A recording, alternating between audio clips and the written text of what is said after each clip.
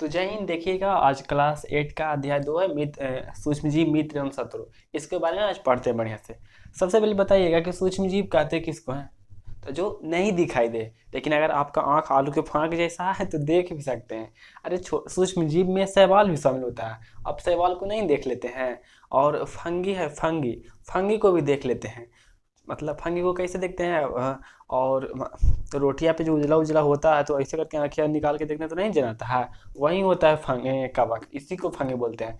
तो बहुत सारा होता है जो नहीं दिखाता है, मतलब लगभग 90% नहीं दिखता है, लेकिन कुछ कुछ दिखता है। अगर मतलब आँख भी 576 मेगापिक्सल कैसे होता है, लेकिन आपका जो, मुझे तो लगता है ज़्यादा का है। अब देखिएगा, तो सूक्ष्मजीव मित्र एवं शत्रु है। सबसे पहले सूक्ष्मजीव कहते किसको हैं? तो वही जो वैसा मतलब जीव जो जिसको हम खुली मतलब कि अपनी आंखों से नहीं देख सकते हैं, उसको देखने के लिए माइक्रोस्कोप की जरूरत पड़ती है। और साथ ही साथ मेरी मतलब आपकी आंखों की भी जरूरत पड़ेगी। केवल माइक्रोस्कोप से भी काम नहीं चलने वाला है। ठीक है, तो सूक्ष्मजीव उसको कहेंगे। बस ये यह बहुत छोटा होता है, ऐसे आप लिख सकते हैं अगर आएगा एग्जाम में तो। दूसरा बात है कि सूक्ष्मजीव को मेन रूप से 4 भागों में बांटा गया। कितना भागों में? 4 भागों में मेन रूप से। पहला को बांटा गया, पहला दूसरा आगे पीछे कर सकते हैं।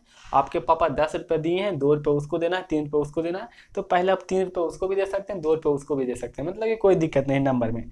तो एक मतलब कि पहले जीवाणु, दूसरा में कवक, प्रोटोजोआ, शैवाल। ठीक है, ये 4 प्रकार होते हैं, 4 मेन प्रकार होते हैं। जिसमें आपका दो ए मतलब दो मेन सहेली है, और वो मतलब उसका बात आप ज़्यादा मानते हैं। एक है जो ऐसे ही चलता है, पीछे पीछे चलते हैं, उसका बात का वैल्यू नहीं देते होंगे, एक दो आप मारते भी होंगे। तो यही होता है। तो जीवाणु, कवक, प्रोटोजोआ, शैवाल, ये 4 मेन प्रकार हैं। और दूसरा पर इससे थोड़ा सा भी बेसिक चलते हैं जी, और इसके बाद जो आएगा ना स्पेशल पढ़ने के लिए, तो उसमें ज़्यादा बताएंगे। तो जीवाणु, जीवाणु से 2 रोग होता है, टाइफाइड और टीबी। ठीक है, टाइफाइड एक बुखार है, और टीबी तो जानते ही जानवे करते हैं, ये मतलब कि संक्रामक रोग है, इससे दूर ही रहिएगा।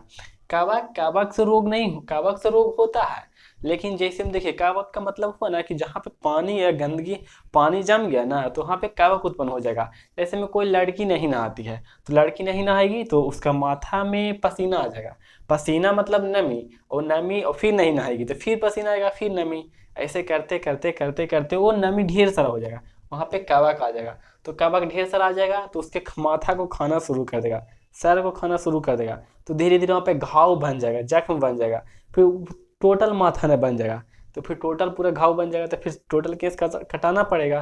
तो कोई कोई के नहीं देखते कि पूरा टाकल रहता है, पूरा केस कटा रहता है, वो घाव रहता है, वो इसी का कर्मांत है, मतलब इसी का है। ये कहता है कि देख भाई, तू नहाएगा डेली, साफ सुथरा से रहेगा तब मैं नहीं तुम्हारे पास आऊंगा, नहीं नहाएगा तो मैं आ जाऊंगा।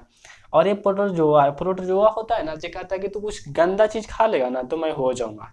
कुछ भी गंदा चीज खा लो, तू मतलब कि या हाथ बिना हाथ धोवे खाए, बिना हाथ धोले खाएगा तो हो जाएगा। तो आप बोलिएगा कि सर मैं तो कभी कभी हाथ नहीं धोता हूँ फिर भी खा लेता हूँ, तो ये नहीं होता है। तो आप बहुत मजबूत हैं, आपकी इम्यूनिटी पावर हाई है, इसलिए नहीं होता। अब मतलब कि मान लीजिए कि आपके नाखून में 10 गो प्रोटोजोआ है, और उसका ऐसे ऐसे करके खा गए, तो क्या 10 गो को तो तुम्हारे शरीर ऐसे ही बुक कर देगा मार के। वही बात होता है, प्रोटोजोआ होता है, मीस में अमीवा आता है, और एक पैरामीशियम आता है, बहुत सारा आता है लेकिन अभी 2 ही समझिए। तो इससे 2 गो रोग होता है, एक अतिसार, एक मलेरिया। ठीक है, ये तो मलेरिया मच्छर से होता है, और लेकिन प्रोटोजोआ मलेरिया तो मच्छर से ही होता है, लेकिन जो मच्छर में रहता है क्या, तो प्रोटोजोआ रहता है। आई अतिसार क्या हुआ? तो अतिसार मतलब दस्त, उल्टी वगैरह। ठीक है, उल्टी वगैरह, इसी को लूज मोशन वगैरह बोलते हैं। बार बार आवाज ही करता है, 1 घंटा में मतलब कि 5-6 गो उसको हो जाता है, तो ये अतिसार है। दस्त इसी को बोलते हैं। मलेरिया को पता है आपको, मच्छर मतलब कि मच्छर के काटने से होता है, एनाफिलीज मच्छर रहता है। और शैवाल, शैवाल है जो एक प्रकार का घास ही है, बहुत छोटा, जो मतलब कि एक ऐसा सूक्ष्मजीव है जो प्रकाश संश्लेषण क्रिया करता है। मतलब वो रौद अपने भोजन स्वयं बना लेता है, ऊपर रौदा लेगा अपने से खाना बना लेगा। ये समझ है ना, ये सब दूसरा में से तीरे वाला खाना है, ये सब दूसरा को तीर के खाएगा, सब दूसरा को तीर के खाएगा। ठीक है, अब इसके बारे में सबके बारे में पढ़े होंगे कि मतलब कि अमीबा होता है, जो यहाँ पे खाना रहेगा वैसे ही उसका आकार रहेगा, फिर धीरे धीरे ऐसे करके घेर लेगा, फिर खा जाएगा बीच से निकाल के, ऐसे होता है अमीबा। ऐसे नहीं सुने हैं? अब देखिए, ये विषाणु है, विषाणु है जो सूक्ष्म जीव ही है, लेकिन उस इससे अलग है। रीजन क्या है? अलग होने का रीजन क्या है? आप सबसे अलग है, रीजन क्या है? आप अभी पढ़ रहे हैं, है ना, वही रीजन होना चाहिए।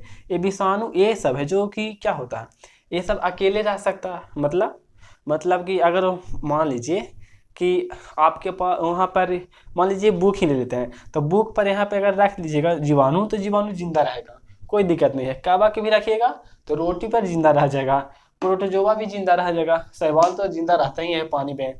लेकिन ये विषाणु है ना जो नहीं, अगर कापी पे रख दीजिएगा तो जिंदा नहीं रहेगा, और वो मर गया है, और उसको ऐसे करके लीजिए और ऐसे करके खा जाइए, या तो आपको ऐसे ऐसे मतलब कि यहाँ से है उठाइए, मान लीजिए यहाँ पे विषाणु रखा हुआ है, यहाँ पे हाथ धर दिए और ऐसे, और वो नाक में ऐसे ऐसे कर दिए, वो अंदर चला गया तो जिंदा हो जाएगा। ठीक है, तो विषाणु मतलब इससे होने वाला रोग, जुकाम, इन्फ्लुएंजा, इसी को फ्लू बोलते हैं, और मतलब बुखार वगैरह इसमें भी लग जाता है, और पोलियो। ठीक है, पोलियो को तो पता है, पोलियो मारता है तो हड्डियाँ टेढ़ा हो जाता है। क्या होता है, हड्डियाँ टेढ़ा हो जाता है।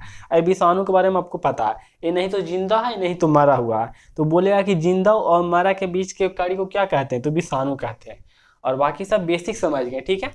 और भी कुछ है तो बोलिएगा, अब इसके आगे चलते हैं।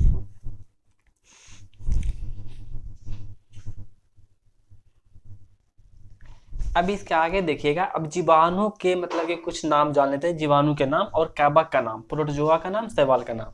तो जीवाणु के नाम तो बहुत सारा है, इसके इसका तो नाम कितना याद रखिएगा। जैसे हम देखिए, राइजोबियम का नाम सुने होंगे, जो पौधे के गांठ में रहता है, दलहनी पौधे के, राइजोबियम, वो भी जीवाणु ही है।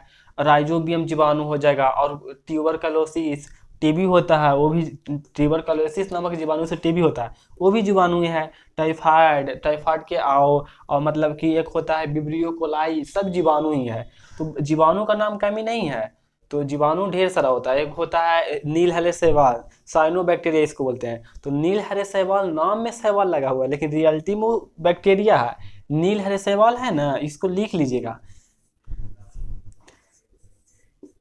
नील हरे शैवाल, इस ये बैक्टीरिया है, साइनो बैक्टीरिया इसका नाम है, साइनो। साइनो तो नाम है इसका, बैक्टीरिया तो रहबे करता है, बैक्टीरिया। तो ये साइनो बैक्टीरिया है, नील हरे शैवाल को साइनो बैक्टीरिया कहते हैं। एग्जाम के लिए अच्छा इंपॉर्टेंस है। तो बैक्टीरिया मतलब कि जीवाणु की कमी नहीं है, जीवाणु ढेर सारा रहता है। तो जो भी होता है, टीबी हो रहा है तो टीबी वाला ट्यूबरकुलोसिस जीवाणु ले लीजिए। विब्रियो कोलाई, हैजा भी होता है, हैजा का नाम सुने हैं ना, हैजा, उससे विब्रियो कोलाई से होता है हैजा। नील हरे शैवाल, साइनो बैक्टीरिया, और भी बहुत सारे जीवाणु है। ठीक है, अब काबा का ले लेते हैं। तो काबा का देखिए यहाँ पे 3 गो नाम दिया गया है काबा का। काबा का दिया गया, ऐसे भी काबा का नाम आप लोग जानते होंगे, जैसे ने फुफूद होता है, क्या उसको बोलते हैं, जो मशरूम होता है, सब काबा का ही प्रकार है। ठीक है, राइजोपास, पेनिसिलियम, एस्परजिलस, तीनों है ना, यहाँ पर तीनों है जो कि कवक है। और प्रोटोजोआ के, यहाँ पे प्रोटोजोआ है जो अमीबा में आता है। ठीक है, अमीबा, अमीबा जो प्रोटोजोआ है, और एक पैरामीशियम है, पैरामीशियम। एक क्या है, पैरामीशियम। ये दोनों है जो पैरामीशियम और अमीबा, दोनों है जो प्रोटोजोआ है। ठीक है, और नील हरे शैवाल, साइनोबैक्टीरिया और नील हरे शैवाल, साइनोबैक्टीरिया और राइजोबियम, विब्रियो कोलाई, जितना भी है सब क्या है, जीवाणु है। ठीक है, और काबक, काबक तो 3 गो बताइए कि कौन कौन था काबक। एक राइजोपस था, पेनिसिलियम था, और ए पर मतलब कि एस पर जीलस था। एक काबक का नाम है। ऐसा ऐसा नाम ही रहेगा ना, नाम में तोतर छूट जाएगा, ऐसा ऐसा नाम रहेगा। अब आगे देखिएगा, और वो शैवाल में स्पाइरोगाइरा है, स्पाइरोगाइरा है, क्लेमाइसोडोमास है, नाम ही है क्लेमाइसोडोमास। ठीक है, कोई दिक्कत नहीं है, क्लेमाइसोडोमास इतना याद कीजिएगा तब बहुत तेज हो जाएगा, मतलब कि ब्रिलियंट हो जाएगा। इतना नहीं याद करना है, इतना भी कर लीजिएगा ना तो बहुत खूबसूरत बच्चा है। अभी आप क्लास 8 में है तो कितना मासूम बच्चे होंगे जो है पता आपको, इतना में लाइकन तो खेलते ही रहता है, आप तो पढ़ने वाले बच्चे हैं। ठीक है, अब इसके आगे चलते हैं।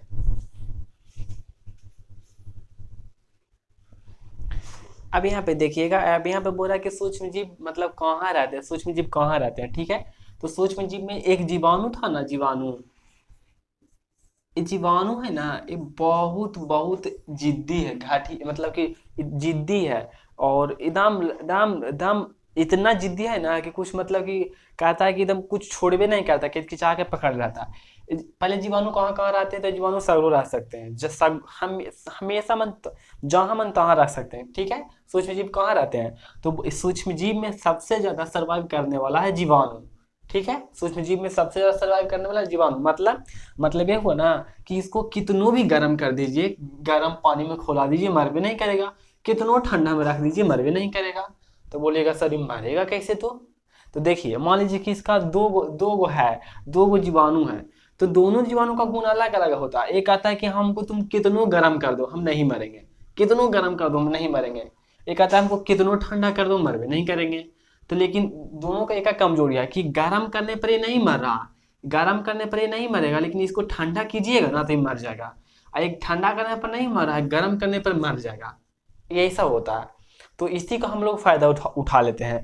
दूध होता है ना, देखो अब यहाँ पे पढ़ना है कि मतलब सूक्ष्म जीव हमारे लिए कैसे मित्र हैं, तो इसीलिए वही बता रहे हैं। तो सूक्ष्म दूध है ना, दूध है, तो दूध को आप लोग पैकिंग करते हैं, दूध को पैकिंग करते हैं, दूध को पैकिंग करते हैं तो क्यों नहीं मरता है, मतलब कि दूध क्यों अच्छा रह जाता है? तो उसको 70 डिग्री सेल्सियस पे गर्म करते हैं। ये सवाल याद भी कर सकते हैं, समझ कर सकते हैं। 70 डिग्री पे गर्म कर दिए, तो गर्म कर दिए तो पहले तो गर्म करने वाला था, ये तो कुछ होगा नहीं क्योंकि इसको कितनों भी कर दीजिए, अरे ठंडा वाला मर जाएगा क्योंकि ठंडा सहता है, गर्मी नहीं सहता। और फिर इसको अचानक इसको ठंडा कर देते हैं, बिल्कुल ठंडा कर देते हैं। तो अब क्या होता है ना कि ठंडा करते हैं तो ये तो गर्मी सहने वाला था, ये गर्मी सहने वाला था ना, ठंडा में ये भी मर जाएगा। तो मिला जुला के दोनों मर जाएगा। तो दोनों मर जाएगा तो दूध क्या रहेगा, शुद्ध रहेगा। मतलब शुद्ध रहने का मतलब है कि खराब नहीं होगा। अब इतने जीवाणु की तो हो गया। अब जीवाणु रहता कहाँ है, तो मतलब कि कन्याकुमारी से मतलब कि बर्फ से लेकर के रेगिस्तान में सगरों रह सकता है। रेगिस्तान में रहेगा तो गर्मी सहे वाला रहेगा, और और बर्फ वाला में रहेगा तो ठंडा सहे वाला रहेगा, ठीक है। अब इसी को और आगे बढ़ाते हैं। एक बात याद रखिएगा कि मन में आ रहा था ना, ये साइनोबैक्टीरिया है ना, साइनोबैक्टीरिया ये दुनिया में सबसे पहले यही जीव आया था, साइनोबैक्टीरिया। मतलब कि जो हम लोग को ऑक्सीजन दिया था, ऑक्सीजन देने वाला जीव साइनोबैक्टीरिया था, ठीक है। और एक कोशिकीय जीव का नाम सुने हैं ना, एक कोशिकीय जीव, ये जीवाणु होता है ना, जो एक कोशिकीय होता है, मतलब उसमें एक ही कोशिका होता है। तो जैसे कि जीवों की उत्पत्ति समुद्र में हुई थी, लेकिन कौन जीव की उत्पत्ति हुई थी, तो यही था साइनोबैक्टीरिया। यही था जो उत्पत्ति हुआ था और ऑक्सीजन छोड़ना शुरू कर दिया। मतलब ऑक्सीजन छोड़ना शुरू कर दिया तो हमारा पर्यावरण धीरे धीरे बहुत खूबसूरत बनना शुरू कर दिया। और क्या मतलब आज से 4.5 लाख साल पहले, 4.5 करोड़ साल पहले, अरब साल पहले, तो इतना हो गया साइनोबैक्टीरिया। अब साइनोबैक्टीरिया तो पढ़ लिए, ये क्या है, तो समुद्र में सबसे पहले इसी का निर्माण हुआ था। अब आगे चलते हैं, ठीक है। कुछ जीवाणु हमारे लिए अच्छा भी होते हैं, जैसे कि राइजोबियम पर्यावरण के लिए अच्छा ही होता है, वो नाइट्रोजन को नाइट्रेट में बदलता है, तो बहुत सारा काम आएगा। साइनोबैक्टीरिया भी एक प्रकार का है जो कि हम लोग को फायदा पहुंचाता है, ऑक्सीजन बहुत देता है। और हम लोगों को क्या लगता है कि पेड़ पौधा ऑक्सीजन देता है हम लोगों को, वो जितना देता है उतना तीर लेता है, थोड़ा बहुत छोड़ता है। कैसे? क्योंकि पेड़ पौधा तब तक ऑक्सीजन देगा हम लोग को जब तक उसको रौदा मिलेगा, सूर्य का प्रकाश मिलेगा। तो दिन भर वो तो ऑक्सीजन देगा, लेकिन रात के फिर से ऑक्सीजन लेना शुरू कर देता है। इसलिए कहते हैं कि पेड़ तो नहीं सूखना चाहिए, क्योंकि रात को वो ऑक्सीजन लेगा और आप भी लीजिएगा तो वहाँ पे ऑक्सीजन की कमी हो सकता है। तो रात को सब पेड़ पौधा ऑक्सीजन लेता है, एक तुलसी को छोड़कर। अब देखिए, अभी तो पेड़ पौधा हो गया, अब बात रही तो साइनोबैक्टीरिया है ना, जो खूब ऑक्सीजन छोड़ता है, तो इसी से हम लोग को ऑक्सीजन मिलता है। तो हम लोग क्यों कहते हैं कि इतना पेड़ पौधा लगाओ, पेड़ पौधा लगाओ? इसलिए कहते हैं ना कि पेड़ पौधा बादलों को आकर्षित करता है, माहौल को ठंडा बनाता है और वर्षा कराता है, इसलिए, ठीक है। ऑक्सीजन के लिए तो साइनोबैक्टीरिया ही काफ़ी है। यह एक कोशिकीय जीव है। जीवाणु कैसे जीव है? एक कोशिकीय जीव है, एक ही कोशिका रहता है। एक कोशिकीय का मतलब क्या होता है? एक कोशिकीय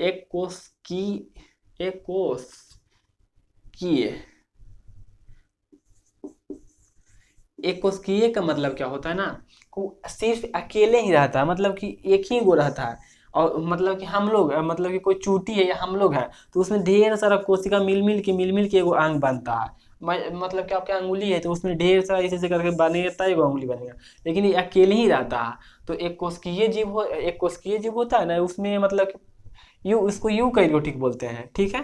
प्रोकैरियोटिक बोलते हैं। अभी तो आप लोग रहने देते हैं, अभी बच्चे आप लोग हैं। तो साइन बोलेगा कि सबसे पहले कौन आया था, तो साइनोबैक्टीरिया आया था।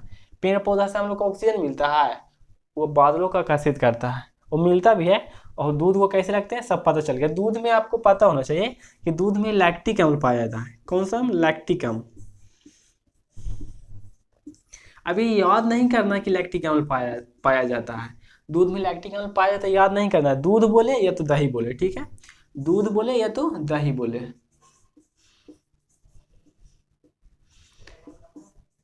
अरे जानते हैं लैक्टिक अम्ल है ना जो मतलब कि एक लैक्टिक, लैक्टो बैसिलस, ये लैक्टोबैसिलस नामक जीवाणु से आया है। ये लैक्टोबैसिलस जीवाणु क्या करता है ना कि अपने संख्या को वृद्धि करने लगता है। तो अपने संख्या को वृद्धि करेगा तो दूध से दही बना देगा। तो दूध से दही बनाने में कौन कौन हम लोग का कौन मतलब कि बैक्टीरिया यूज होता है, तो लैक्टोबैसिलस। अब बताइए कि अब बोलेगा कि एगो बैक्टीरिया, चार गो बैक्टीरिया के नाम बताना है तो नहीं बता दीजिएगा। राइजोबियम वो भी तो एक बैक्टीरिया है, साइनोबैक्टीरिया वो भी तो बैक्टीरिया है, ट्यूबरकुलोसिस वो भी बैक्टीरिया है, विब्रियो कोलाई वो भी हैजा होता है उससे, वो भी तो बैक्टीरिया है, लैक्टोबैसिलस ये भी तो बैक्टीरिया है। बैक्टीरिया का कमी नहीं है, इसी को जीवाणु बोलते हैं। तो लैक्टिक अम्ल है तो अम्ल मतलब कि दूध से दही कौन बनाता है, तो लैक्टोबैसिलस जीवाणु। दूध या दही में कौन अम्ल पाया जाता है, तो लैक्टिक अम्ल पाया जाता है। तो हमारे लिए सब फायदा हो रहा है सूक्ष्म जीव। बोलिएगा कि अगर बोलेगा कि सूक्ष्म जीव को हम लोग से कैसे फायदा है उससे, लिखिए तो लिखिएगा दूध से दही बनाने में हम लोग को फायदा करता है, दूध से दही बनाने में लैक्टोबैसिलस हेल्प करता है, मतलब मदद करता है। और लिखना है कि जो क्या होता है, दूध में ये अम्ल पाया जाता है, दही में ये अम्ल पाया जाता है, ठीक है। अब देखिएगा, अब थोड़ा सा आगे चलते हैं, इससे आगे बढ़ते हैं। जीवाणु पढ़ लिए, जीवाणु किस प्रकार फायदा है। जीवाणु मतलब कि खेतों में नाइट्रोजन को नाइट्रेट में बदलता है, ये भी फायदा है। और दूध से दही बनाने में फायदा है। जितना भी फायदा आप लोग तो पढ़ चुके हैं। अब थोड़ा सा कवक के बारे में आ जाते हैं, ठीक है। तो ईस्ट, ईस्ट एक प्रकार का क्या है, कवक है। मतलब बोलेगा ईस्ट तो कवक का ही बंद प्रकार है। तो ईस्ट है ना जो बेकिंग उद्योग में काम करता है। बेकिंग उद्योग मतलब ब्रेड बनाने में, केक बनाने में, या आप लोग फोचका पानी खा, मतलब फोचका पानी खाते हैं ना जी लड़कियां, तो उस जो उतना फूलता है, क्यों फूलता है। आप घर पे बनाइएगा तो फूलेगा नहीं। तो नहीं क्यों फूलता है, क्योंकि उसमें आप बेकिंग सोडा नाते नाते हैं ना। वो असल में क्या होता है ना कि उसमें जब बेकिंग सोडा नाते हैं ना या पाउडर नाते हैं ना, तो ईस्ट पाउडर एक आता है, ठीक है। ईस्ट पाउडर, ईस्ट पाउडर क्या होता है ना कि जब मान लीजिए कि आप आटा गूंथ दिए, ठीक है, आटा मतलब कि इतना को आटा सान दिए, ढेर सारा इतना को आटा सान दिए। अब इसमें ईस्ट पाउडर ना दिए हैं, तो ईस्ट पाउडर ना दिए ना, तो ईस्ट पाउडर का मतलब इसमें ईस्ट ना दिए हैं, तो ये सुवासन करेगा, सुवासन करेगा, ऑक्सीजन लेगा और कार्बन डाइऑक्साइड छोड़ेगा। तो CO2 छोड़ेगा ना, तो निकलना चाहेगा CO2, दम कहेगा निकलना है मुझे, निकलना है मुझे, निकलना है। तो जब आटा का रहेगा तो इसमें से निकलना चाहेगा ना, तो बिल जैसा हो जाएगा। और तो वो आटा फैल जाएगा, आयतन उसका बढ़ जाएगा। अब उस आटा से कुछ छानिएगा ना तो एकदम फुलल फुलल बनेगा, एकदम बड़ा बड़ा बनेगा और रहेगा वही। तो वही होता है, ईस्ट पाउडर का यूज होता है। तो ब्रेड बनाने में जो ब्रेड में गैप होता है, क्या केक बनाने में किसका उपयोग किया जाता है, तो ईस्ट का उपयोग किया जाता है। तो हम लोग का भी फायदा वाला ना पढ़ना है। तो अगर दूसरा में लिखिएगा कि केक का निर्माण करने में या उद्योगों में, ठीक है। पहला लिखिएगा जीवाणुओं से फायदा हो रहा है, बोलेगा कि हम लोग को सूक्ष्मजीव से क्या क्या फायदा है। तो एक में वो लिखिएगा जीवाणुओं से फायदा, दूध से दही वगैरह बनाने में, पर्यावरण को शुद्ध करने में, और खेत में उर्वरक शक्ति बढ़ाने में नहीं बढ़ाता है राइजोबियम। और आगे पढ़ेंगे ईस्ट के, तो ईस्ट बेकिंग उद्योग में, ब्रेड में आप तो कैसे होता है, तो वही होता है, सान के ईस्ट पाउडर मिलाइएगा तो CO2 छोड़ेगा तो फूल जाएगा, फिर उससे बना हुआ छानिएगा तो बड़ा हो जाएगा। और इस प्रक्रिया को किण्वन कहते हैं। किण्वन क्या है, तो कुछ नहीं है, किण्वन बस इस प्रक्रिया है जब मतलब कि किण्वन हुआ प्रक्रिया जिससे केक वगैरह ब्रेड वगैरह बनाया जाता है। किण्वन में ईस्ट CO2 मतलब कि कार्बन ऑक्सीजन लेकर के CO2 छोड़ता है, इसी प्रक्रिया को किण्वन कहते हैं, ठीक है। अब देखिएगा, बोलेगा कि किण्वन प्रक्रिया किसके द्वारा मतलब किया जाता है, जीवाणुओं द्वारा या कवक द्वारा, तो कवक द्वारा मारिएगा, ठीक है। नहीं तो गलत हो जाएगा तो दिक्कत है ना जी। अब एल्कोहल, एल्कोहल का मतलब कि शराब होता है, एल्कोहल का मतलब शराब ही होता है ना। अब देखिएगा, एल्कोहल का मतलब शराब नहीं होता है। एल्कोहल तो एक शराब, एल्कोहल का एक रूप शराब भी है। एल्कोहल से बहुत कुछ बनता है। अब एल्कोहल बनाना है, देखिए आपको शराब बनाना सिखा दें, पीजिएगा नहीं ना, नहीं नहीं पीजिएगा, कोई बात नहीं, सिखा देते हैं। देखिए अगर आपके थोड़ा अब बिल्कुल दारू बना सकते हैं और पी करके निशा भी लगवा सकते हैं, लेकिन याद रखिएगा मतलब कि मजाक कर रहे हैं, लेकिन बनाने का तरीका सही है, ऐसे ही बनता है, लेकिन पीजिएगा नहीं, पीने के लिए ये वाला बात मजाक था। ठीक है, तो एक मतलब कि ले लीजिए, पात्र ले लीजिए, पात्र मतलब कुछ भी नहीं यार, लोटा थाली जो भी है पर रख सकता है पानी। तो अगर मतलब कि इसमें क्या कीजिए, आधा पानी भर लीजिए, आधा भर लीजिएगा, फिर अपना अकॉर्डिंग, अगर तुमको मीठा शराब पीना है तो चीनी ज़्यादा लाइएगा, और खट्टा मतलब नॉर्मल पीना है तो कम लाइएगा। तो मान लीजिए कि 100 ग्राम चीनी ना दिए, ठीक है, चीनी बना दिए हैं। अब एक काम आपको करना पड़ेगा, बाजार से जा करके बोलिएगा कि मुझे ईस्ट पाउडर चाहिए, ठीक है, ईस्ट पाउडर। थोड़ा सा समझदार दुकान ही जाइएगा, क्योंकि ईस्ट पाउडर का मतलब वो समझ जाए, ठीक ना, नहीं तो नहीं समझेगा। ईस्ट पाउडर चाहिए, तो अगर ईस्ट पाउडर दे देगा, और ज़्यादा नहीं, अगर आप आधा मतलब 500 ml में, आधा लीटर पानी में, आधा किलो पानी में इसको घोल मतलब कि नए हैं, तो इसको 2 चम्मच ना दीजिएगा, ठीक है, 2 चम्मच। और ज़्यादा निशा लगाना है तो ज़्यादा नाना है, ज़्यादा निशा लगाना तो 4 चम्मच, जितना निशा लगाना है उतना ज़्यादा। अब इसे मिला दीजिए, अब मिला करके घोर के छोड़ दीजिए, रौदा में रख दीजिए, और रौदा के बाद रखने के बाद उसमें कुछ अभिक्रिया होगा, उसका कलर चेंज हो जाएगा। आप लाइए और एक टीपी पी करके देखिए, एक के टीपी, ज़्यादा नहीं, अब वो दारू बन गया। हाँ नॉर्मल ऐसे ही, अगर कोई कोई ज़्यादा दारू पीने वाला है तो उसको कहता है कि ना मजा नहीं लो, तो रमिस्टर 2 चम्मच और नहीं है, और नहीं चलाएगा, कहता मजा नहीं लो तो और नहीं है। शराबी ऐसे ही करता है। तो बस सीख गए ना दारू बनाने के लिए, तो एल्कोहल ऐसे ही बनता है, ठीक है, चीनी करके।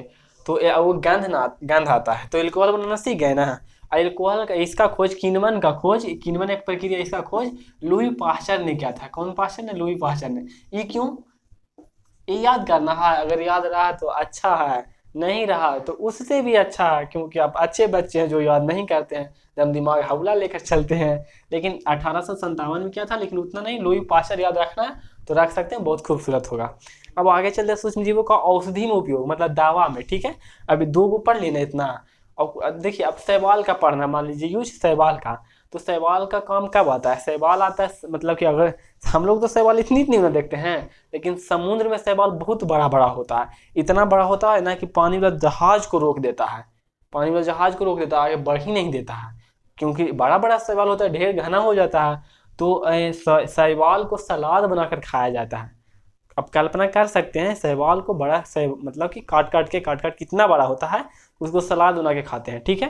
तो उसका तो यूज हो गया, शैवाल का भी यूज समझ लिए। अब बोले, अब आप बताइएगा कि इसका यूज खोज रहे होंगे, प्रोटोजोआ का, प्रोटोजोआ का।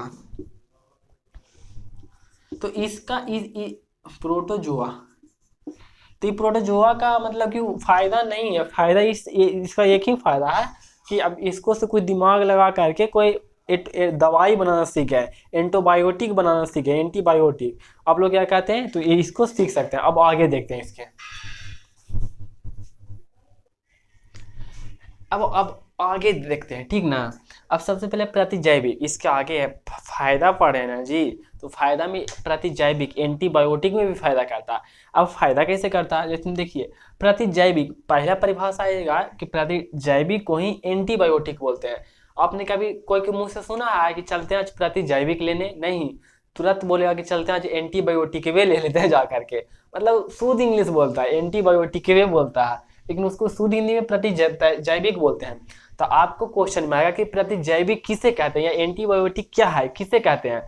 तो आप बोलिएगा कि यह एक ऐसा औषधि होता है, यह एक ऐसा दवा होता है जो हानिकारक सूक्ष्म जीवों जैसे कवक, जीवाणु, प्रोटोजोआ के प्रति लड़ता है, इसको वृद्धि को रोकता है या उसके वृद्धि को कम करता है। क्या करेगा, कोई कोई एंटीबायोटिक है जो सिर्फ रोक देगा, वृद्धि नहीं करने देगा, और जितना है उतने, तब तक तुम्हारा शरीर उसको मार के थूर देगा। और कब तक?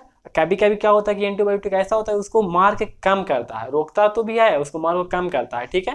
तो 2 प्रकार के, तो प्रतिजैविक मतलब प्रतिजैविक, तो 3 गो याद रखिएगा, 3 गो है जो प्रतिजैविक है, जो फेमस है। जैसे आप लाने गए, बोलिएगा कि देखिए ना मुझे 5 दिन से बुखार लगा हुआ, टूट ही नहीं रहा, एगो एंटीबायोटिक दे दीजिए ना। अभी एंटीबायोटिक हार्ड होता है थोड़ा सा, समझ रहे हैं ना कहने का लेवल। तो एंटीबायोटिक 3 प्रकार के, एक होता है स्ट्रेप्टोमाइसिन, टेट्रासाइक्लिन, एरिथ्रोमाइसिन। तो दवा लेने जाइएगा ना तो देखिएगा पक्का फिक्स है कि 3 गो में से एगो न एगो रहेगा ही रहेगा, 3 गो में से एगो न एगो रहेगा ही रहेगा। या तो स्ट्रेप्टोमाइसिन रहे, टेट्रासाइक्लिन रहे, या एरिथ्रोमाइसिन रहे, एंटीबायोटिक है। ठीक है, तो अब देखिएगा एंटीबायोटिक है, ये एंटीबायोटिक बनता क्या कैसे है, पहले किसे कहते समझ गए थे ना, किसे कहते हैं, वैसा औषधि वैसा दवा जो सूक्ष्म जीवों के प्रति लड़ते हैं, जैसे काबा के प्रति, जीवाणु के प्रति, प्रोटोजोआ के प्रति। ठीक है, अब बोलिएगा कि सर विषाणु क्यों नहीं आप बोल रहे हैं, अरे विषाणु एंटीबायोटिक नहीं काम करता है, विषाणु पर एंटीबायोटिक नहीं करता है, उसको आगे देखेंगे, तभी तो वो खतरनाक होता है। कोरोना वायरस था, मतलब कि विषाणु था, उस पर एंटीबायोटिक काम ही नहीं करेगा, एंटीबायोटिक से उसको कोई मतलब नहीं है, उसके लिए पहले से ही प्रिपेयर शरीर को करना पड़ता है। ठीक है, उसके लिए टीकाकरण चलता है, वैक्सीन। आगे चलते हैं। ठीक है, तो 3 गो याद हो जाएगा ना, बोलिए बिना देखे बोलिए तो कौन कौन है 3 गो, बिना देखे बोलिए 3 गो कौन कौन है, बोलिए स्ट्रेप्टोमाइसिन, बोलिए स्ट्रेप्टोमाइसिन, टेट्रासाइक्लिन और एरिथ्रोमाइसिन। ठीक है, 3 गो है, streptomycin, tetracycline, erythromycin, tetromycin, tetracycline, erythromycin, streptomycin, tetracycline, erythromycin. नहीं याद हो गया जी, नहीं याद हुआ तो इतना तो आप पढ़ लिए, क्यों ऑप्शन में दिखेगा तो अच्छा लगता है कि यही होगा, इतना तो आप कर ही दीजिएगा।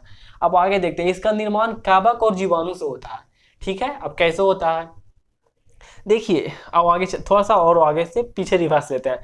फुफ्फुद के नाम सुने हैं ना, क्या होता है ना कि जब कावक को ढेर सारा कावक रख दीजिए या जीवाणु रख दीजिए, तो इसमें से भी बहुत जीवाणु रख दीजिए, तो इसमें से बहुत बदमाश जीवाणु होगा ना। मान लीजिए कि ढेर सारा जीवाणु के ग्रुप रख दिए, ढेर सारा ग्रुप है, एक ग्रुप में ढेर सारा बूंदा बूंदा ढेर सारा, तो इसमें से हर एक ग्रुप में 1 2 बिगड़ल ही रहेगा ना बिगड़ाल, तो बिगड़ाल का निकल के इधर आ गया, 2 बिगड़ाल का एजा आ गया, एना से 1 निकल के बिगड़ाल का एजा आ गया, एना से 2 3 निकल के एजा आ गया। अब सबे में से कुछ कुछ बिगड़ाल का निकल के एक अलग ग्रुप बन गया, ये सबसे बिगड़ाले के ग्रुपे है। अब एक जाएगा तो इसी से लड़ेगा, तो कहेगा कि ये भाई तू हमरे आदमी है ना, वो कहला लड़ना है, तो कहते कि हम ना चिन्ह, बिगड़ल ग्रुप बन गया, तो इसी के मन जीवाणु इसी को माना शुरू कर दिया, तो यहीं से एक नाम आया है बीजाणु। बीजाणु है जो कुछ अलग जीव नहीं है, बीजाणु है जो या तो कवक का ही रूप है या तो जीवाणु का रूप है, वो इसको बीजाणु बोलते हैं। ये ऐसा होता है ना जो इसी के ऊपर एंटीबायोटिक वाला काम करता है, इसी से लड़ता है, तो एक कवक से ही लड़ता है या जीवाणु से लड़ता है सबको। हाँ, अब बात है कि किसको आप उत्पन्न कर रहे हैं, कवक से लड़ने वाले कर रहे हैं तो कवकों को थूरेगा, जीवाणुओं को थूरेगा। ठीक है, तो बीजाणु उसी को कहते हैं। तो बीजाणु है ना जो अब मान लीजिए एक बना, ऐसा एक ग्रुप बना तो बीजाणु हो गया, और ढेर सारा ऐसा ऐसा ग्रुप बन गया तो वो उसको फुफ्फुद कहते हैं, उसको क्या कहेंगे फुफ्फुद। तो मतलब कि फुफ्फुद है ना, बीजाणु है ना जो फुफ्फुद के छोटा रूप है, छोटे रूप है बीजाणु। कौन छोटा रूप है, बीजाणु है जो छोटा रूप है किसका, तो फुफ्फुद का। ठीक है, फुफ्फुद से ही पेनिसिलिया बनाया जाता है। पेनिसिलिया क्या है, ये भी एक प्रकार का खतरनाक एंटीबायोटिक है जो काम करता है सब पर। ठीक है, पेनिसिलिया सबसे पहला एंटीबायोटिक यही था, तो धीरे धीरे आप एंटीबायोटिक से ऐसा ऐसा ले आया। 3 गो दिमाग लगाता है ना, अब आधुनिक हो रहा है दुनिया ना, तो लेकिन सबसे पहला बोलेगा कि दुनिया में सबसे पहला एंटीबायोटिक था, उसका नाम क्या था, तो पेनिसिलिया था। किससे बनाया गया था तब, फुफ्फुद से। ये क्वेश्चन पूछा गया, किससे बनाया गया था, फुफ्फुद से। ठीक है, 3 गो आपको बताना है एंटीबायोटिक के नाम, स्ट्रेप्टोमाइसिन, टेट्रासाइक्लिन और एरिथ्रोमाइसिन। आपको याद करना ही पड़ेगा दोस्त। अब आगे चलते हैं। ठीक है, इतना तो पढ़ लिए, प्रतिजैविक रूप में पढ़ लिए, अब आगे चलते हैं। अब आगे देखते हैं। ठीक है, अब इसमें आपको 2 तरह से क्वेश्चन पूछा जाएगा। सबसे नंबर 1 पूछा जाएगा ना कि हम लोग को एंटीबायोटिक लेते समय क्या क्या सावधानियां बरतनी चाहिए, मतलब कि एंटीबायोटिक ले रहे हैं तो कौन कौन सा बात को याद रखना चाहिए। जैसे में कि सबसे पहले कि अगर आपको ज़रूरत हो तभी ले एंटीबायोटिक, मतलब क्या क्या होता है ना कि दिन भर में आप गलती से इतनी सुन खोखबे किए हैं, आपको टेंशन हो गया कि बाप रे मुझे तो खोखी हो गया, चलते हैं एक एंटीबायोटिक में ले लेते हैं, पागल नहीं, तो नहीं लेना चाहिए इतना छोटा सा में, मतलब बहुत ज़्यादा हो जाए, पहले तो शरीर को लड़ने दीजिए, तब तो उसको सीखने दीजिए।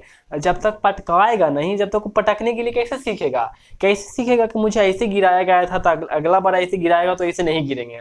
तो एंटीबायोटिक नहीं लेना चाहिए तुरंत तुरंत, मतलब तुरंत कुछ भी हो जाए तो पहले लड़ने दीजिए। तो अगर आप पहले लेते हैं एंटीबायोटिक, मतलब कि आपको कुछ हुआ थोड़ा सा एंटीबायोटिक ले लिए, तो फिर अगर आपको फिर होता है वो फिर से, तो एंटीबायोटिक नहीं काम करेगा ना, तो बहुत कम काम करेगा, अगला बार और भारी डोज लेना पड़ेगा, अगला बार और भारी, और अगला बार भारी लीजिएगा था आप ही चल जाइएगा।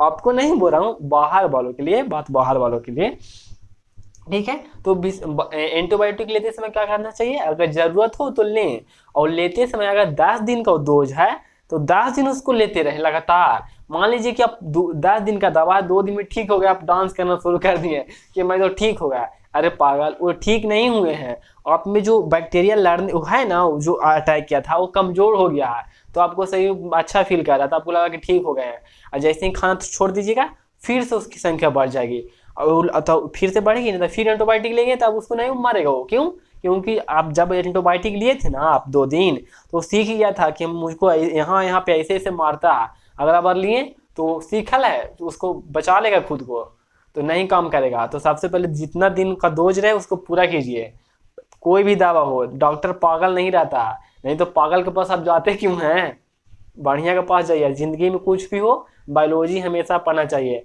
मैथ भी तुमको आपको अच्छा लगता है तो बायोलॉजी साथ में पढ़िए, इंग्लिश अच्छा लगता है बायोलॉजी साथ में पढ़िए, दुनिया का कोई भी सब्जेक्ट अच्छा लगता है बायोलॉजी साथ में पढ़िए, क्योंकि यही आपका जीवन है ना, आपको अच्छा से रहने के लिए सिखाएगा।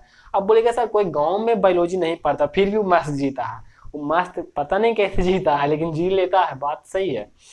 अब आगे देखिएगा, विषाणु तो हो गया वायरस से, तो अगर आपको बोलेगा कि वैक्सीन लेते सॉरी एंटीबायोटिक लेते समय क्या क्या सावधानियां बरतनी चाहिए, तो बता सकते हैं। एंटीबायोटिक केवल और केवल वायरस को छोड़कर काम करता है सभी पर, जैसे प्रोटोजोआ पर, कैबक पर, जीवाणु पर, वायरस पे नहीं काम करता, ठीक है। अब वायरस के लिए स्पेशल पढ़ना है, वायरस के लिए स्पेशल पढ़ना है, क्योंकि वायरस है जो कि नहीं उससे मरेगा, तो अब पढ़ते हैं वायरस, विषाणु को ही बोलते हैं वायरस, ठीक है। तो वायरस के लिए टीका का यूज होता है, टीका का मतलब क्या होता है, वैक्सीन, वैक्सीन, कोरोना का टीका लगाना, कोरोना का वैक्सीन लगाना, आप लोग अंग्रेजी ज्यादा ना बोलते हैं। तो देखिए वायरस, ये वैक्सीन है ना, जो हम लोगों को लगता है कि केवल विषाणुओं पे काम करता है, नहीं, ये विषाणु पे तो कार्य करता है, ये सभी पे काम करता है। वैक्सीन का मतलब सीधा समझिए कि आपको शरीर को नहीं पता है कि, मतलब कि मान लीजिए कि कोई मेहमान आ रहा है, ठीक है मेहमान नहीं है, इसको कोरोना वायरस जैसा बनवा देते हैं खतरनाक है, ये आ रहा है लड़ने के लिए आपसे, लेकिन आपके शरीर को नहीं पता कि कैसे कैसे से लड़े, तो लेकिन क्या है आपको नहीं पता, मान लीजिए कवक है, तो एक कवक खतरनाक है, तो आपके शरीर को पहले ही बता देगा, यही वाली विषाणु को बनाएगा, मतलब खुद ही बना उसको उत्पन्न करेगा, वैसा ही अब बनाएगा, वैसे ऐसे करके बना देगा, और इसको मार के कूच देगा, मतलब कि जिंदा ही रहेगा लेकिन ना मरा हुआ रहेगा, मतलब इतना रहेगा कि बेचारा एकदम डोल के चले, कुछ कर ना पावे, एकदम थूर देगा, और थूर के आपके शरीरिया में ना देगा, ठीक है। यहाँ पे मान लीजिए कि आप बउआ हैं तो ऐसे होंगे, बउआ है तो ऐसे हैं, ऐसे हैं, ऐसे हैं, ऐसे हैं, ऐसे हैं, फिर यहाँ से ऐसे हैं, नहीं, ऐसे ऐसे कैसे भी करके आप बउआ बन गए, ठीक है। तो बउआ बन गए तो यहाँ पे ऐसे करके हंसने उड़ा देते हैं, तो ये क्या करेगा ना, कानून दे देते हैं थोड़ा सा। अब देखिए, अब क्या क्या करेगा ना कि थूर करके आपके शरीर में ना देगा, ये थुरलका यही वाली है जो खतरनाक है ना, ये बहुत हार्मफुल है, ये हार्मफुल खतरनाक है, यही आपके ना दिया शरीर में, ऐसा के ही एकदम पूरा एकदम थका हुआ, तो शरीर कहेगा कि देखिए ना कौन तो आइलो है, कहते कि कौन है, चलिए तो देखिए, तो करे बहुत खतरनाक मर दे, खतरनाक है तो कुछ दे रहा, कुछ देगा, सब मिलकर मारना शुरू करेगा, सब मिलकर मार देगा, तो मार देगा तो आपके शरीर फील करेगा कि कमजोर फील करना शुरू कर देगा, क्योंकि सब थक गया है, थक गया तो कमजोर, बुखार उखार आएगा, तो वैक्सीन लेते हैं तो इसीलिए पहले बुखार लगता है, तो अगर तो मतलब कि इसको बहुत मारा, तो अगला बार ऐसा चौको में आएगा ना नीमन का, तो तुम्हारा आपका शरीर मारने के लिए सीख गया, उसको मार के गिरा देगा। तो एक ही बात है ना कि एंटीबायोटिक है, ये एंटीबायोटिक है जो रोग होने पर, ये अगर कुछ रोग हो गया है तो लिया जाता है, ताकि उसको ठीक कर सके, उसको मार के कम कर सके। ये वैक्सीन है ना, ये टीका जो रोग होने से पहले लिया जाता है, मतलब कि शरीर को पता होना चाहिए कि इससे हमको ऐसे लड़ना है, वैक्सीन मतलब कि उसको क्या बोलते हैं, रोग होने से पहले लिया जाता है। कोरोना, अगर आपको वैक्सीन कोरोना का लगाए होंगे तो रोग होने से पहले लगाया जाता है। रोग होने से पहले लगा लीजिएगा तो आपसे कोरोना ही रहता है, वैक्सीन में कुछ नहीं रहता है, कोरोना रहता है, लेकिन सबको थूरल थूरल रहता है, कमजोर रहता है। नया शरीर में आपको शरीर उसको मार के डिमडिमा दिया, डिमडिमा देगा तो सीख जाएगा उसे लड़ना कि अच्छा इसको आएगा तो ऐसे मारेंगे ना, तो हाँ याद कर ली है, केला पे टंगारिया पे तू तिरिया, मुँह पे हम मारवाओ, ऐसे करके सीख लेता है। तो सीख लेगा तो फायदा तो करेगा ना, और अगला बच्चा चौको में आएगा तो उसको मार के गिरा देगा। तो वैक्सीन और एंटीबायोटिक में अंतर समझ में आ गया ना, बस अंतर है, समझना ध्यान से, समझ लीजिएगा एंटीबायोटिक और वैक्सीन में। तो वैक्सीन है जो कि अगर कोई जीवाणु ही खतरनाक है, कोई जीवाणु खतरनाक है, जीवाणु खतरनाक है, तो बोलेगा कि देखिए जीवाणु के अंतर थूर के पहले ही भेज देगा, या मारना सीख जो, तो सीख जाएगा। अब जैसे ही जाएगा जैसे सीख जाएगा। तो ये ना कि मतलब कि वैक्सीन वायरस इस पर नहीं काम करेगा, सब पे काम करेगा वैक्सीन, वो तो किसी पे भी काम करेगा, वो तो सिखा रहा है ना। लेकिन विषाणु पर ये एंटीबायोटिक काम नहीं करेगा। क्यों? क्योंकि अगर ये हेल गया है अंदर तो कितनों उधर तुम्हारा शरीर वाला एंटीबायोटिक लाई मर भी नहीं करता। तो इसलिए इसको पहला ही थूर थूर के सिखाया जाता। तो अब देखिए आगे चलते हैं। हैजा, तो हैजा के लिए, हैजा होता है विब्रियो कॉलरी नामक जीवाणु से, ठीक है, ये जीवाणु से होता है, यहाँ नीचे लिख देते हैं जीवाणु से होता है, जीवाणु से होता है। कौन नामक से? विब्रियो कॉलरी नामक जीवाणु से होता है। हालांकि उतना नहीं याद करना है, इतना भी आपको याद है तो बहुत खूबसूरत बच्चा है। हैजा किससे होता है? तो जीवाणु से होता है, ठीक है। इसी को कॉलरा बोलते हैं। हैजा क्या कहते हैं? तुरंत हैजवा धर लो, तुरंत कोलारवा धर लो, कहते हैं ना, इसको कॉलरा बोलते हैं, कॉलरा इसको बोलते हैं। क्षय रोग है ना, क्षय रोग, इसको टीबी बोलते हैं, टीबी, टी और वी। इसी को तपेदी भी कभी कभी आता है, तपेदी, तपेदी कभी कभी आएगा ना तो आपको आश्चर्य में चलेगा कि ये कौन सा रोग है, लेकिन तपेदी इसी को बोलते हैं। ये होता है ट्यूबर कलोसिस नामक जीवाणु से, ठीक है, ट्यूबर कलोसिस, ये जीवाणु से ही होता है, जीवाणु से ही होता है। लिखने में ज़्यादा टाइम लगता है इसलिए थोड़ा सा कम लिखने का प्रयास करते हैं। ट्यूबर कलोसिस नामक जीवाणु से होता है। अब ये चेचक है ना, जो चेचक, चेचक होता है जो वायरस से होता है, ठीक है। कौन वायरस, कौन नाम है? बैरियोला वायरस से होता है, बैरियोला वायरस। इतना नहीं याद रखना आपको कि बैरियोला वायरस से होता है। अब इतना याद रखेंगे तो बढ़िया बच्चा बन जाएगा ना, आप खूबसूरत बच्चा बनिए, आप इतना ही याद कीजिए। वायरस होता है, ठीक है, वायरस होता है।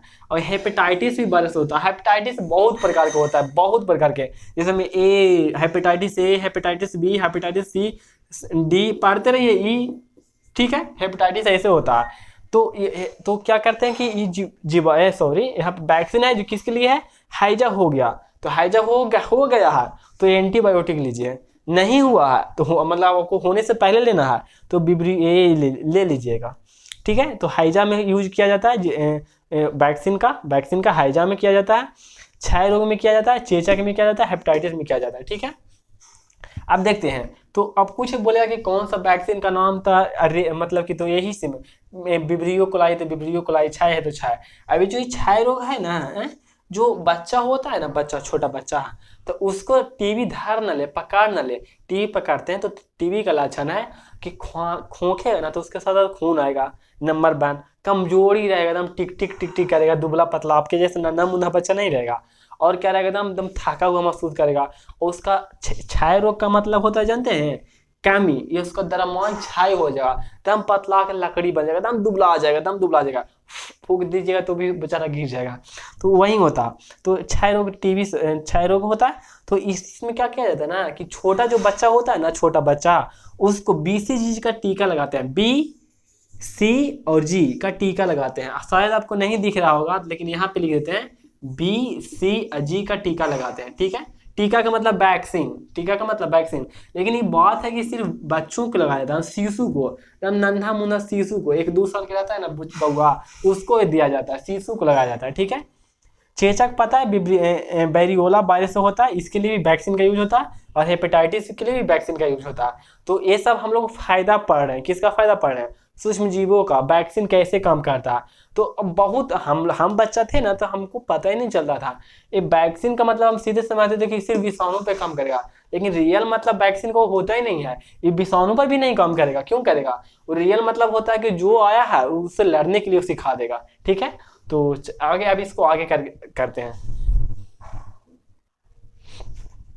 अब आगे देखिएगा, अब इसके आगे पढ़ना है। सबसे पहले आप क्या बताइए ना कि टीबी रोग होता है ना, उसका किसका 3-4 गो नाम है, 3 चारों का नाम लिख लीजिए, लिख कर बताइए। जो होता है ना कमेंट, उसमें लिखिएगा। अब देखिए, संचरणीय रोग, संक्रामक रोग। संचरणीय रोग या तो संक्रामक रोग किसको कहते हैं? हम बोलेंगे मजदूर किसको कहते हैं, तो मजदूरी करने वालों को मजदूर कहते हैं। टीचर किसको कहते हैं? टीच करने वाले को टीचर कहते हैं। वर्कर किसको कहते हैं? वर्क करने वाले को वर्कर कहते हैं, काम करने वाले को। सेम ही है। संचरणीय रोग किसको कहेंगे? जो मतलब कि फैलेगा, ठीक है, फैलेगा, इधर से उधर जाएगा। तो फैलेगा कैसे? वायु द्वारा, जल द्वारा, भोजन द्वारा, ठीक है। इसको संचरणीय रोग कहते हैं। जिसने किसी को, चलो ठीक है, बाद में बात करते हैं। इसको संचरणीय रोग कहते हैं, फैलता है, एक दूसरे से फैल जाता है। जैसे में अब बहुत सारा रोग होता है, आगे चलेंगे बात करेंगे।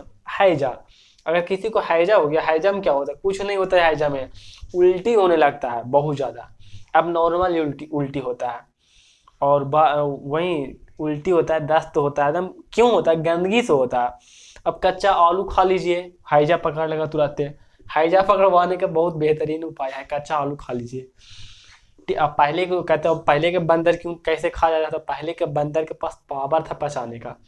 अरे टीबी है, क्षय रोग है, ठीक है, ये तो पता है आपको, गंदगी से होता है। गंदगी से नहीं होता, मतलब कि टीबी हो जाता है तो उसको दूर रखा जाता है, संक्रामक रोग है। चिकन पॉक्स, दाना दाना, सर्दी जुकाम, ये सर्दी जुकाम भी वायरस से होता है। अब एक है होता है टाइफाइड। टाइफाइड गंदा पानी से होता है। इसमें कोई बाहर का पानी आया, उसमें कूद के नहा लिए तो टाइफाइड पकड़ सकता है, ठीक है। ये चीज सर्दी जुकाम अलग है। अब रोग वाहक पढ़ते हैं, ठीक है, सब समझ रहे ना। जल संक्रामक रोग किसको कहेंगे? जो जल द्वारा, वायु द्वारा और भोजन द्वारा, मतलब कि एक व्यक्ति से दूसरे व्यक्ति में चल जाए तो उसको संक्रामक रोग बोलेंगे, ठीक है। जब कोई रोग एक व्यक्ति से दूसरे व्यक्ति में जल, वायु और भोजन द्वारा चल जाता है तो उसको हम लोग संक्रामक रोग बोलते हैं। जैसे में हैजा संक्रामक रोग है। टीबी, याद रखिएगा, इस पर आएगा क्वेश्चन में तो मुंह फाड़ ले रह जाइएगा। आएगा तो बोलिएगा कौची है, बोलिए हैजा, टीबी, चिकन पॉक्स, सर्दी जुकाम, ये सब क्या है? संक्रामक रोग है। रोग वाहक पढ़ते हैं। पोलियो भी, पोलियो वगैरह सब कुछ होता है। रोग वाहक, अब देखते हैं रोग वाहक में। रोग वाहक का मतलब रोग को ले जाए, और रोगों को एक जगह से दूसरी जगह ले जाए, उसको रोग वाहक बोलते हैं। इसमें बेचारी लड़की बदनाम है, मादा एनोफिलीज मच्छर, इसमें लड़की ही है। मादा एनोफिलीज मच्छर है जो रोग को ले जाता है, ठीक है। और मादा एडिस मच्छर, ये भी रोग को ले जाता है। अब बात यह है कि मादा एनोफिलीज मच्छर है ना, जो मलेरिया उत्पन्न करता है, इससे मलेरिया उत्पन्न करता है, ठीक है। मादा एनोफिलीज मच्छर से क्या, कौन सा रोग होता है? मलेरिया, मलेरिया बोलिए तो, मलेरिया रोग उत्पन्न करता है। और मादा एडिस है ना, जो डेंगू रोग करता है, डेंगू रोग, डेंगू। अभी अंतर इतना है कि मादा एनाफ्लीज है जो गंदा जल में उत्पन्न होता है, जबकि मादा एडिस है जो कि साफ जल में उत्पन्न होता है। अब कैसे अब ये इसको याद कैसे रखिएगा कि मादा एडिस से डेंगू होता है। जो शहर के लोग होते हैं ना, शहर के, वो बड़ी चिकनिया होते हैं, साफ सुथरा वाला होते हैं, और उसी को सबसे ज्यादा डेंगू पकड़ता है। साफ सुथरा वाले को क्या पकड़ा? डेंगू। वो बाहर से साफ सुथरा रहना चाहते हैं, अंदर से नहीं। अंदर से कौची कौची अलर बलर खाई दे रहेंगे, पता ना। तो डेंगू मच्छर साफ पानी में, डेंगू मच्छर साफ पानी में, डेंगू मच्छर साफ पानी में, और मलेरिया मच्छर गंदा पानी में, मलेरिया मच्छर गंदा पानी में। जानते हैं 10th में पूछा हुआ क्वेश्चन है कि मलेरिया मच्छर कैसा पानी में होता है, तो गंदा पानी में, साफ पानी में, बहता पानी में, रुका पानी में, ऐसे करके पूछेगा, ठीक है। तो गंदा पानी में होता है। और मादा मच्छर, मादा एडिस मच्छर डेंगू, मतलब कि साफ जल में होता है, ठीक है।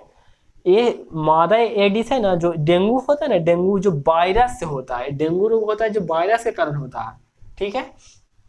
और ये मलेरिया है ना, मलेरिया, ये प्रोटोजोआ से होता है। तो प्रोटोजोआ के पहले क्या लिखा है? प्लाज्मोडियम।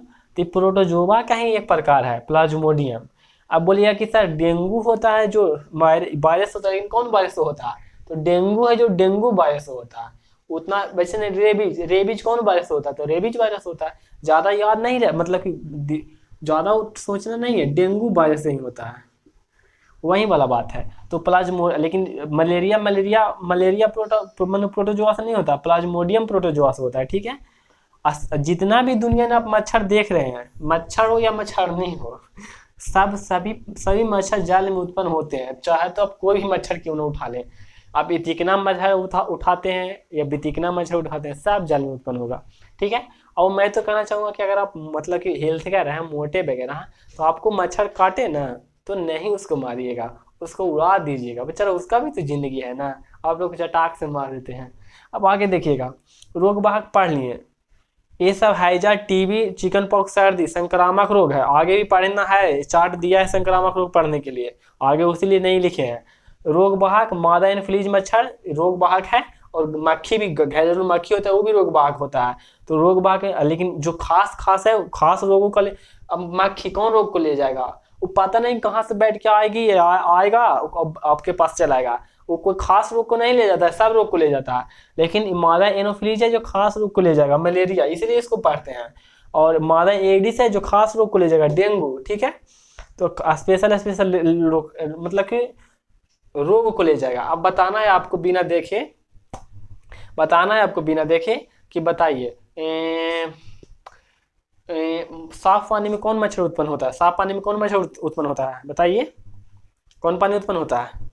साफ पानी में कौन मच्छर उत्पन्न होता है, डेंगू। गंदा पानी में मलेरिया, गंदा पानी में मलेरिया। साफ पानी में डेंगू, गंदा पानी में मलेरिया। और डेंगू मच्छर वायरस से होता है, डेंगू रोग होता है जो वायरस से होता है कि कुछ और से होता है, तो वायरस से होता है। और मलेरिया प्रोटोजोआ से होता है। सही मच्छर जल में उत्पन्न होते हैं। आपको कुछ नहीं याद करना है, कुछ भी नहीं याद करना है, चलो ठीक है। अब इसको मिटा करके थोड़ा सा और बच रहा है।